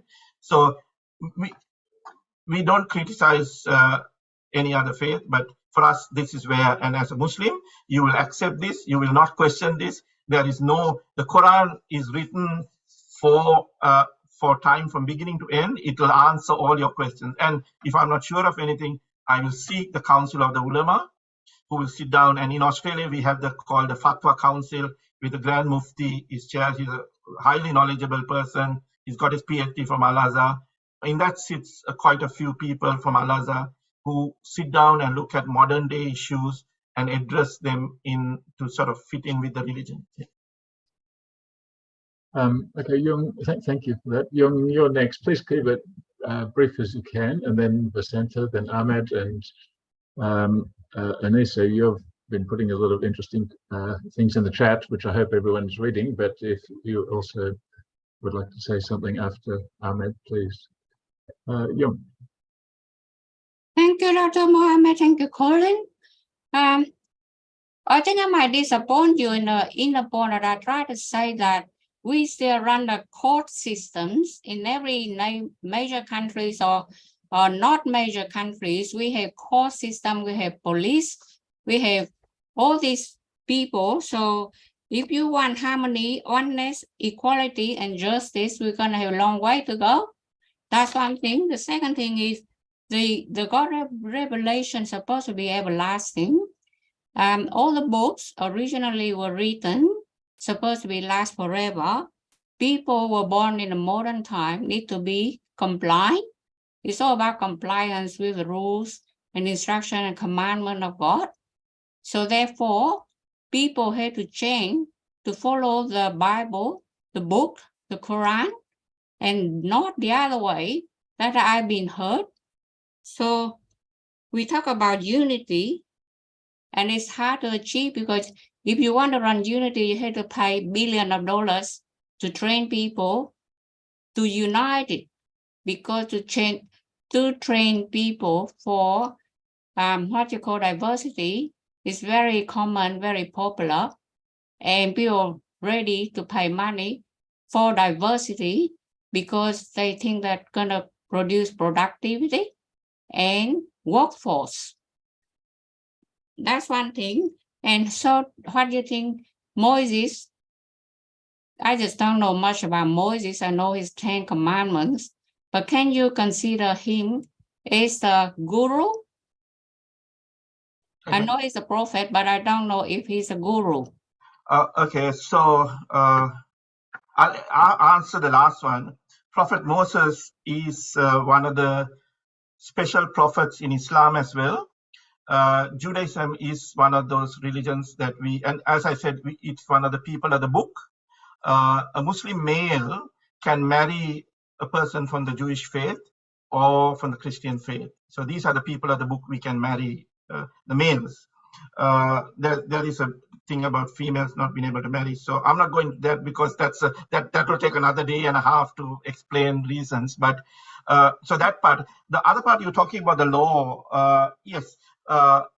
In all our faiths, like I think because I am also the multi-faith, multicultural advisor to the coroner's court in Victoria. And I also chair a reference group which is of various faiths, including from the Baha'i faith. Murray Davis is on that group as well. And we all agree, and it is agreed, I think, in all faiths, yes, your religious belief will have certain things, but when it comes to law, when it comes to legal issues, the law of the land will prevail. You work within the law of the land. It doesn't mean that you're compromising your faith. It's the law of the land. You are asked to follow the law of the land. And in the case of like autopsy, some of our faiths are totally against autopsy. But if there's a criminal act that has been done, and that's the only way to, and that's the way to find out how that person died, that's the law of the land. And that is needed even from any faith point of view to know where justice has to be meted out, because it's, all our faiths talk about justice. I was listening to various prayers, and justice is an important part of all our faith. So the law of the land will prevail. And so you don't break the law, you work within the law, but you maintain your faith as far as you can. The other part was about, again, we cannot change the whole world. It is impossible for us to change the world. But it is like if you throw a little stone in a pool of water, you get that rippling effect occurring. You might not change the world, but you might be able to change around you. And that is what it is all. We can only do as much as we can. We are not prophets. We are not, superhuman beings. We are normal human beings. We have flaws. We are not perfect. None of us are perfect. Sorry, I'm talking about myself. I'm not perfect. None of us, can call ourselves perfect. We have flaws. And so what we do is we can do what we can, and what God will guide us. I always believe that if God wants to find somebody else to achieve a certain thing, he will do that. He could use me today. He could use someone else tomorrow. You can have one speaker, like the way you can have one speaker today, you can have somebody else tomorrow. So having that trust and faith in God that he will guide you as long as you believe in him, and I think that's all what we can do. We cannot change the whole world. It's not going to happen. Otherwise, if that was possible, then there'll be all peace and harmony right across the world. From the time of the prophets, there was division. Look at what happened even in Islam. After the prophet, there was the division of Shia and Sunni. So even though there can be the prophets during Prophet Moses, remember when he took the 10 Commandments, and if you know, he took the 10 Commandments, he got the 10 Commandments, he crossed the Red Sea to save his people from the Pharaoh. What happened? He came down from the mountain, and here already people had now built up a big golden cow and were starting to pray to the cow. And here is a prophet, a strong prophet who was there. Prophet Moses is considered to be one of the most sacred prophets of Islam as well, and the Jewish faith as well. So he's the prophet of the Jewish faith. So again, all prophets we respect, in the sense they're mentioned in the Quran. And as I said, there is 124,000 prophets who have come. We don't know who they are. That's why you won't have us criticizing any faith or any religion. Thank you. Asantha.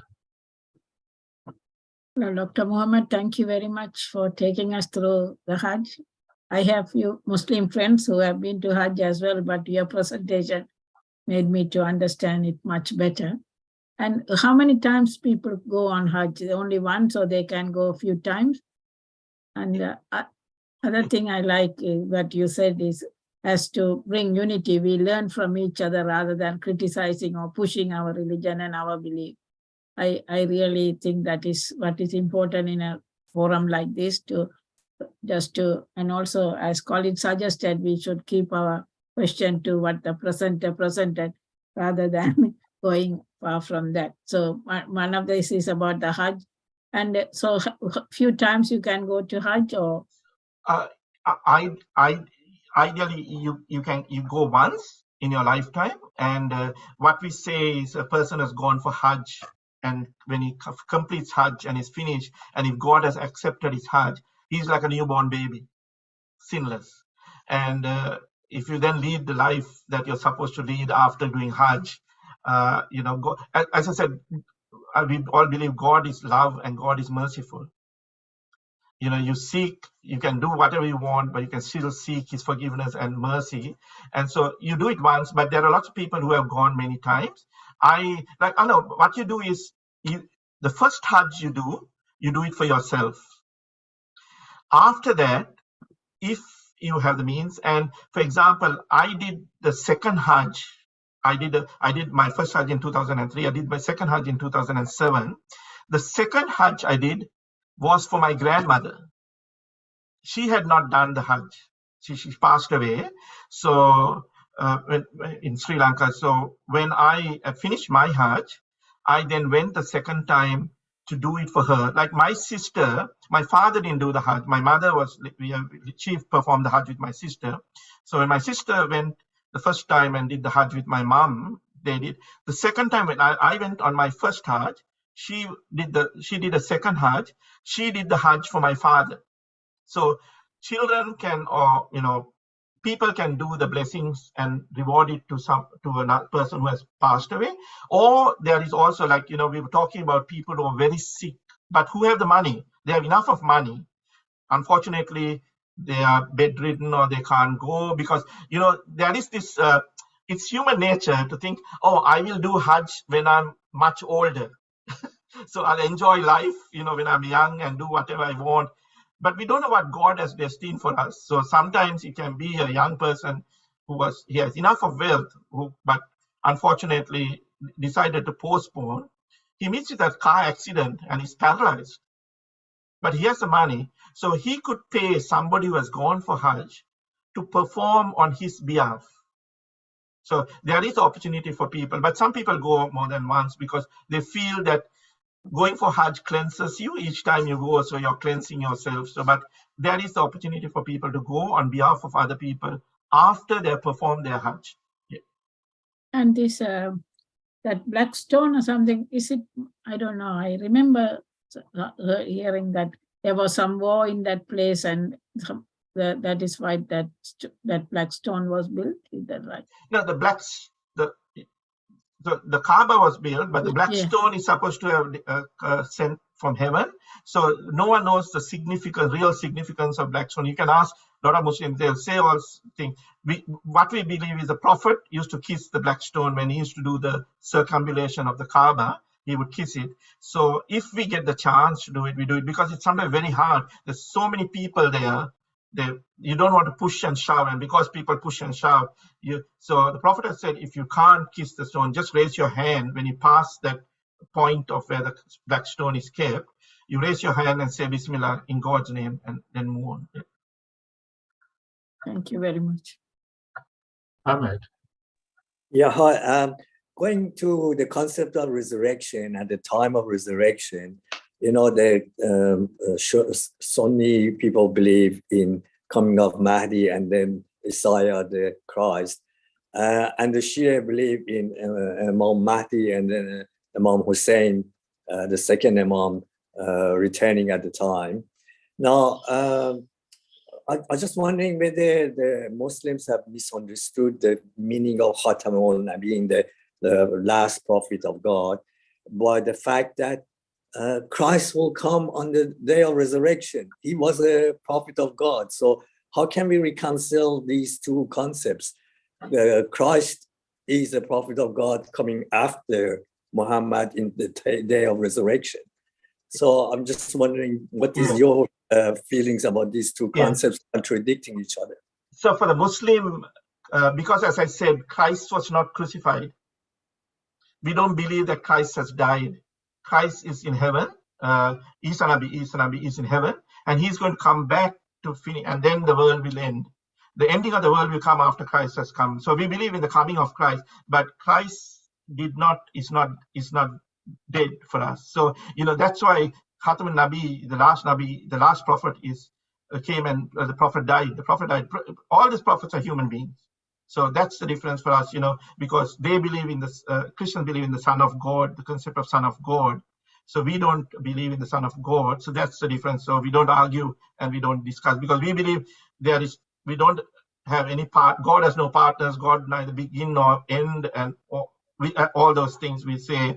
So for us, yes, Christ is coming, but he'll continue with the message that he brought initially when he came at the time when he was on earth, and he'll continue with the message of the last prophet, that the message of God which is in the Quran. So that's what we believe. So coming of Christ is there, but he's not the last prophet. The last prophet is prophet because Christ already came, but Christ was taken up, and he's going to come back. He's coming back, and then he will die.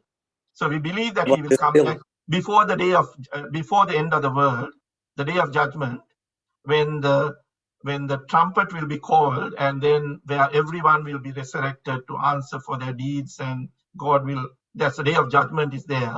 We believe in the day of judgment after everyone has died, including Christ. They will die after that. Sorry, you're muted. Sorry. Yeah, So whether he's in heaven or returning again, still he's a messenger of God. He's a prophet.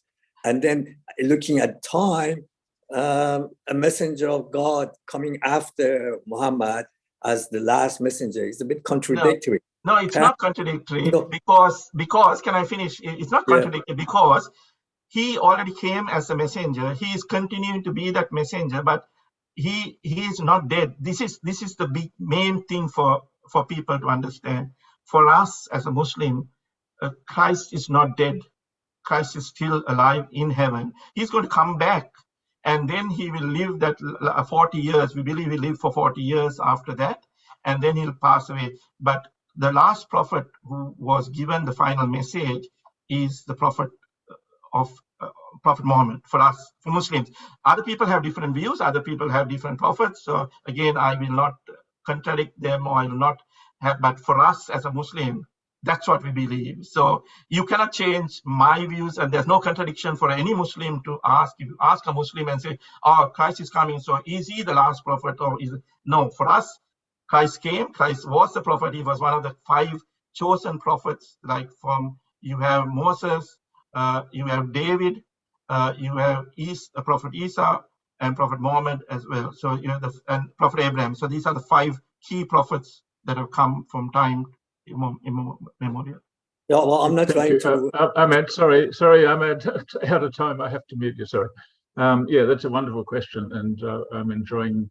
I really appreciated the answer because it's something I wondered about myself. I'm just going to rush through whoever's got their hand up. There's only 2 of us at the moment. My question is, I believe that Islam is a religion of peace, and it's a religion of peace because the Quran teaches peace and teaches humanity more about how to achieve a peaceful society, not just peace with your neighbor, but peace in a whole country. But when I listen to other people, including in interfaith, I find sometimes people will say Islam's not peaceful and the Quran is not. So how do you respond when that question comes up? You remember, I think, was it maybe 10 or 12 years ago, Cardinal Pell made a statement. He said he read 50 pages of the Quran and said, put it away and said it's a violent religion. So I think again, people who are against a particular religion will find ways and means to say that religion is violent. It's not the religion that is violent. It is people who unfortunately will twist and turn religion to suit their ways and what they want to achieve. Like, take the example of the Crusades. Take the Saracens. There are people who, killed people in the name of religion. Look at the Inquisition. The damage they did. Like I was in Spain last year. I went to Spain last year. And I went around to certain places where the Inquisition took place and things what happened. And you think, how could people do this in the name of religion? So from time there's been people, I think, and even take ISIS, take for example ISIS. They have hijacked the religion, and suicide in all our religions, suicide is one of the cardinal sins. No one should be committing suicide. It's not for you to take your life or you to take somebody else's life. It's in God's hands. So when you do that, when you strap yourself with bombs and say, commit suicide, it's against religion, the very essence of what, life is precious, life is sacred. So unfortunately, with some people you can't discuss because they have already made the decision that this religion is bad and I will only find fault. I won't bother to look at the good. And this is why I say, look for the good in faith, not for what people have decided to change the faith into areas that are not correct. In different countries, things are happening now, sadly, in various religions, unfortunately. And it's people who have, and sometimes it's politicians who make religion bad, so. There are wonderful resources like the Islamic Study Bible with its appendices, which really correct a lot of misunderstandings. Thank you. Would anybody else like to ask a question in the last 10 seconds? Siva has his hand up. Oh, thank you, Colin, and thank you, Dr. Moideen. Anisha has put comments. Anisha, would you like to say something before I could? I was just adding some thoughts, but Dr. Moideen kind of clarified it all. It was just around the idea of when I think someone asked the verse of God's word would not run out. And I think the question to ask is the source of God's word only prophethood? If that would have been the case, and if we are saying that there are no more prophets around, then are we saying that we are running short of God's words? Or what are the other sources of God's words is what we may want to discuss. And again, I invite everyone to reflect on that. Another question which was asked about Moses as guru, I think I was just adding a fun fact that there is a mythological story in the Holy Quran, which is about Moses and Khizr. And this is a very spiritual story. It would take another session in itself to kind of explore the story for those who know the story. And Khizr kind of like at one point of time, Moses becomes very kind of arrogant in a way that he knows everything in the world, and then God challenges him that, you know what, I know somebody who knows more than you, and then that person was Khizr. And then there's this entire story where Khizr kind of teaches him about a lot of other facts about life. So that is there. And I think it will be interesting for the questions that we all have asked. There are some documentaries, which I was suggesting, Siva, on the private chat, that maybe in some of our workshops, we can watch those documentaries. Those are called The Story of God. Or there's a movie called The Silent Flute, which can also answer some of our questions. So I was just suggesting some of those ideas. So over to you, Siva. Thank you so much for letting me know. Thank you, Anisha. Probably we can devote some of our sessions for this purpose in future. But I like to share this, which I put it on the chat as well, for the benefits of all the friends who are here, as well as those who will be listening online, is that I'm trying to get rid of this screen. Yes, this is about the Baha'i faith relationship to other religions. That's my comment. The quotation starts, nor does the Baha'i revelation, claiming as it does to be the culmination of a prophetic cycle and the fulfillment of the promise of all ages, attempt under any circumstances to invalidate those first and everlasting principles that animate and underlie the religions that have preceded it. The God-given authority vested in each one of them, it admits and establishes as its firmest and ultimate basis. It regards them in no other light except as different stages in the eternal history and constant evolution of one religion, divine and indivisible, of which it itself forms but an integral part. It neither seeks to obscure their divine origin, nor to dwarf the admitted magnitude of their colossal achievements. It can countenance no attempt that seeks to distort their features or to stultify the truths which they instill. Its teachings do not deviate a hairbreadth from the verities they enshrine, nor does the weight of its message detract one jot or one tittle from the influence they exert or the loyalty they inspire.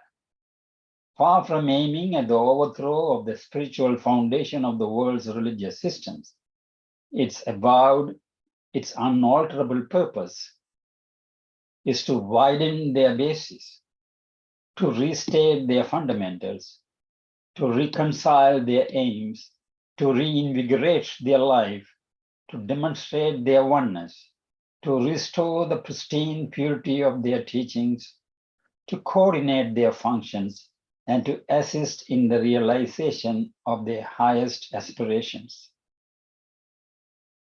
Well, I have to keep reminding this to ourselves as Baha'is, as well as to those friends who come to these meetings and also listening.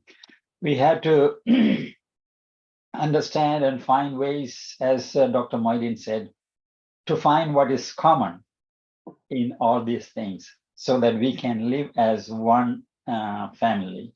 And also this one, we always share this on the screen. This was again from the Universal House of Justice in 2020. Whether through deeds or words, the merit of your very contribution to the social well-being lies first in your resolute commitment to discover that precious point of unity where contrasting perspectives overlap and around which contending peoples can coalesce. So if we are trying to do something good for the society, let us harmonize the perspective. Let us find the common precious point of unity. And as Dr. Moidin explained, it is misinterpretation of the holy words that make people to twist and turn these things and make the divisions.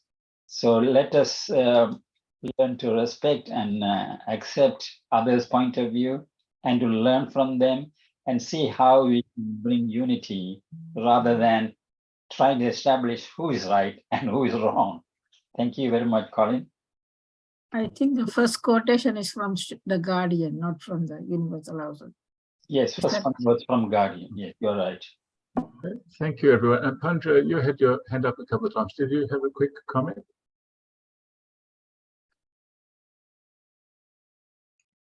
You're unmuted. Pandra, you're muted. Yes, sorry.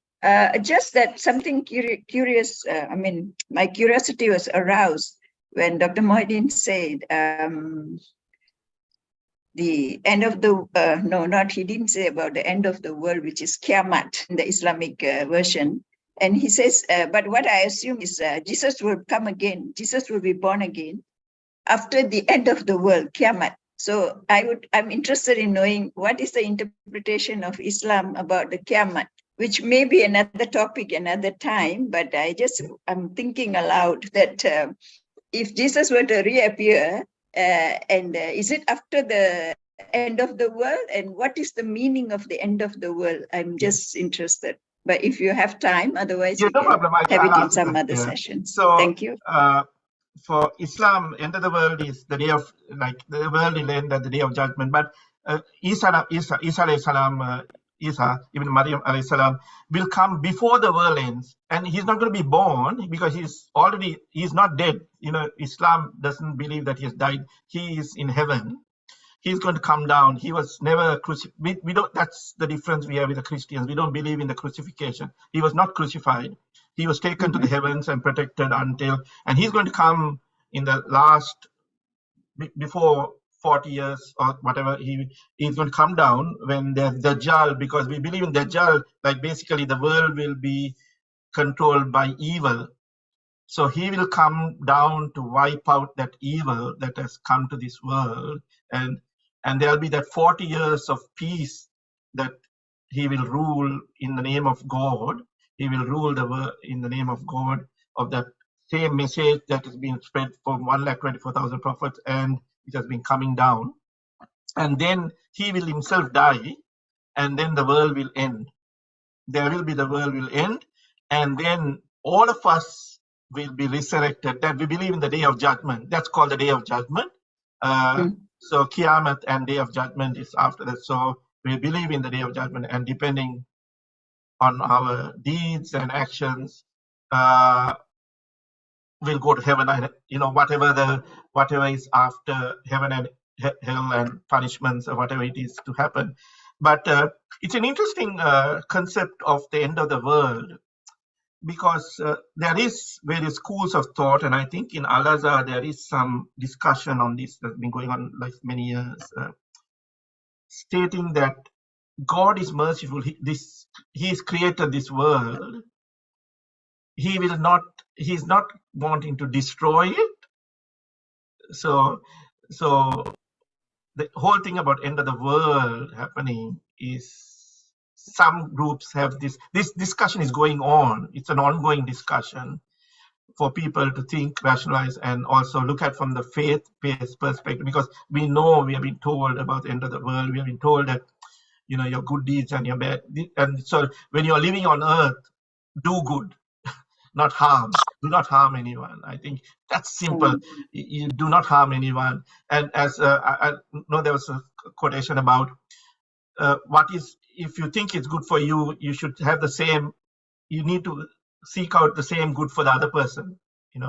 Whether it be your neighbor or your friend or even your enemy, you will seek the same good that you are seeking for yourself. So it's a concept that's out there, and in Al-Azhar there's discussions that there have been discussions in the past about this whole. But in Islam, that's that Qiyamah, the day of the last day, is Christ will come before that. He'll come down. He'll come down, and then the world will end after that period of calmness, and God's message is back again because the world will go through a upheaval and a phase where there'll be no God.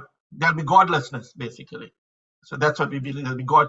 All the religions, will be taken away, and there'll be godlessness, and then he will be sent. He'll come down, and then will come the peace, and then the world will end with that. So it's when we don't know, no one knows. At the end of the day, it's in God's hands. No one has come back from after they've died to tell us what has happened or what is happening. So again, we don't know. So it's concepts that we live with. And yes, yeah.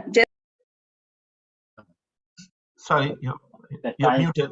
Time is up because it's already 9:12. We have another meeting. Okay. Well, all right, Panja, sorry about that, and thank you, everybody. That was just getting interesting, and it's very nice to hear a little bit of exchange of theological views and understandings in a respectful way, which is a very nice example of dialogue. And obviously, quite a few topics would be worthwhile having as topics in themselves in future, so we can really ask our questions and explore a bit deeper. Thank you. I know where God is. Thank you. I know where God is. Thank you. I think God is a living force. Thank you. Marina has put a comment saying that Brother Muhammad presented a very meaningful talk. I'm so happy we learned about Hajj and the meaning of each action step they take during that period. And Perimal has asked, can a non-Muslim person sponsor a Muslim friend to perform a Hajj? I believe it is no. Yes? It is. No, it is, can be done. And there was this famous story in India where a person was a servant for this lady, and he looked after her very well. and she was from the Hindu faith, and he was from the Muslim faith, and she paid for his Hajj. She paid for his Hajj. Yeah, she paid for his Hajj. He couldn't afford it. She paid for his Hajj. So now the question here is, can you, as a Muslim, sponsor me to go to Hajj? Hajj can only be performed by a Muslim. Yes. So that is no. The answer for that question is no. Okay, and Anissa has put another comment. Many concepts in the scriptures are always open for interpretation. So is this notion of Qiyamah or Day of Judgment? Thank you, Dr. Moidin, for insightful session. So I think there are a lot of things to discuss, but we have to keep in our mind that we are not trying to establish our interpretation is right, the other interpretation is wrong. We are trying to find what is common that can make us together. So with that note, I thank Dr. Moidin once again, and we will be in touch. I never knew that you are from Sri Lanka until and I hope to see you again, and we'll be in touch. God bless you all. Bye-bye. Thank you very much. Thank you. Thank you very much. Thank you. Thank you. Thank you, Colin. Thanks, Colin, for Thank you, Colin. That was managing. wonderful. Thank you, Dr. Mohammed. Ave Maria. Thank you, Dr. Moidin. Welcome for other forums. Thank you very much. Thanks a lot. Good night. Welcome. Bye-bye. Good night.